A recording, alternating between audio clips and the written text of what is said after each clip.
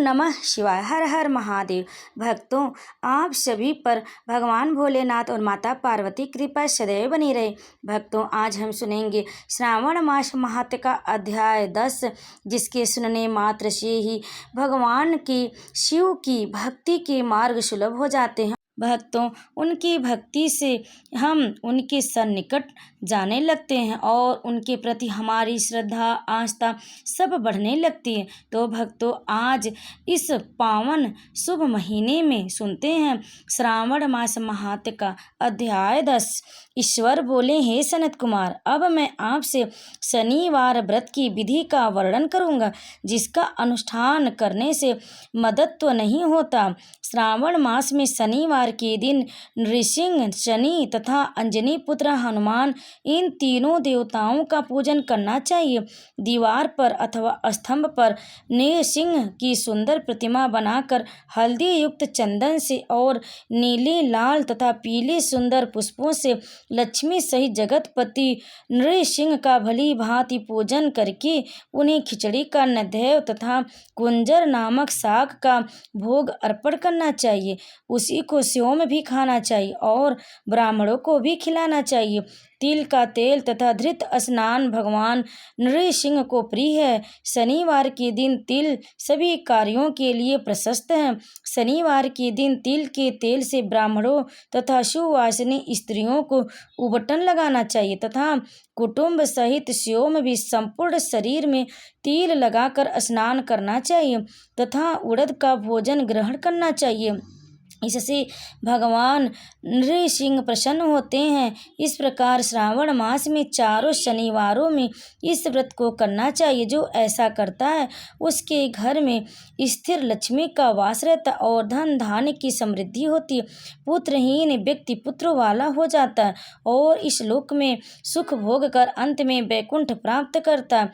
नृसिंह की कृपा से मनुष्य की चारों दिशाओं में व्याप्त रहने वाली उत्तम कीर्ति होती है। हे सौम्य, मैंने आपसे नृसिंह का यह उत्तम व्रत कहा है। हे सनत कुमार, अब शनि की प्रसन्नता के लिए जो करना चाहिए उसे सुनिए। एक लंगड़े ब्राह्मण और उसके अभाव में किसी ब्राह्मण के शरीर में तिल का तेल लगाकर उसे उष्ण जल से स्नान कराना चाहिए और श्रद्धा पूर्वक नृसिंह के लिए बताए गए अन्न अर्थात खिचड़ी से उसे खिलाना चाहिए। उसके बाद तेल, लोहा, काला तिल, काला उड़द, काला कंबल प्रदान करना चाहिए। इसके बाद व्रती यह कहे कि मैंने यह सब शनि की प्रसन्नता के लिए किया, शनि देव मुझ पर प्रसन्न हो। उसके बाद तिल के तेल से शनि का अभिषेक कराना चाहिए। उनके पूजन में तिल तथा उड़द के अक्षत चावल प्रशस्त माने गए हैं। हे मुनि, अब मैं शनि का ध्यान बताऊंगा, आप ध्यान पूर्वक सुनिए।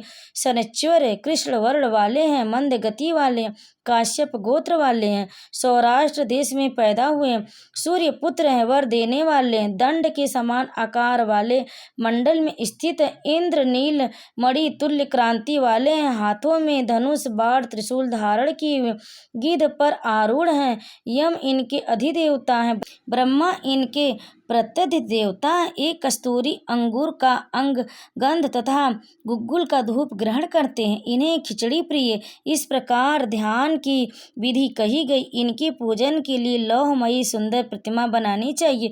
हे द्विजश्रेष्ठ, इनके निमित्त की गई पूजा में कृष्ण अर्थात काली वस्तु का दान करना चाहिए। ब्राह्मण को काले रंग के 2 वस्त्र देने चाहिए और काले बछड़े सहित काली गौ प्रदान करनी चाहिए। विधि पूर्वक पूजा करके इस प्रकार प्रार्थना तथा स्तुति करना चाहिए। आराधना से संतुष्ट होकर जिन्होंने नष्ट राज्य वाले राजा नील को उनका महान राज्य पुनः प्रदान किया, वे शनिदेव मुझ पर प्रसन्न हो। नील अंजन के समान वर्ण वाले, मंद गति से चलने वाले और छाया देवी तथा सूर्य से उत्पन्न होने वाले उन शनिश्चर को मैं नमस्कार करता हूँ। मंडल के कोण में स्थित आपको नमस्कार है। पिंगल नाम वाले आप शनि को नमस्कार। हे देवेश, मुझ दीन तथा शरणागत पर कृपा कीजिए। इस प्रकार स्तुति के द्वारा प्रार्थना करके बार बार प्रणाम करना चाहिए। 3 वर्णों ब्राह्मण, क्षत्रिय, वैश्य के लिए शनि के पूजन में शन्नो देवी इस वैदिक मंत्र का प्रयोग बताया गया और शूद्रों के लिए पूजन में नाम मंत्र का प्रयोग बताया गया। जो व्यक्ति दत्त चित्त होकर इस विधि से शनि देव का पूजन करेगा उसे स्वप्न में भी शनि का भय नहीं होगा। हे विप्र, जो मनुष्य श्रावण मास में प्रत्येक शनिवार के दिन भक्ति पूर्वक इस विधि से इस व्रत को करेंगे उन्हें शनिचर के द्वारा लेस मात्र भी कष्ट नहीं होगा। जन्म राशि से पहले, दूसरे, चौथे, 5वें, 7वें, 8वें, 9वें अथवा 12वें स्थान में स्थित शनि सदा कष्ट पहुँचता रहा। शनि की शांति के लिए समाग्न इस मंत्र का जप करना बताया गया है। उनकी प्रसन्नता के लिए इंद्र नीलमणि का दान करना चाहिए। हे सनत कुमार, इसके बाद अब मैं हनुमान जी की प्रसन्नता के लिए विधि का वर्णन करूंगा। हनुमान जी की प्रसन्नता के लिए श्रावण मास में शनिवार को रुद्र मंत्र के द्वारा तेल से उनका अभिषेक करना चाहिए। तेल में मिश्रित सिंदूर का लेप उन्हें समर्पित करना चाहिए।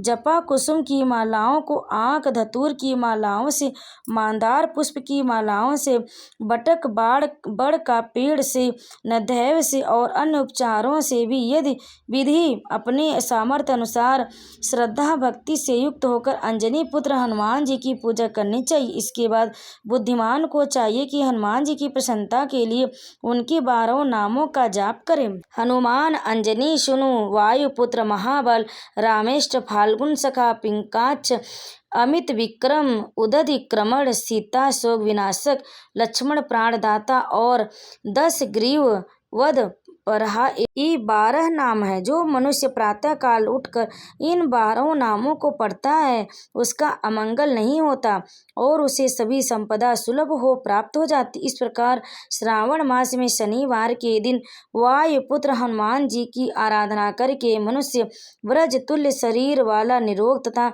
बलवान हो जाता। अंजनी पुत्र की कृपा से वह कार्य करने में वेगवान तथा बुद्धि वैभव से युक्त हो जाता है।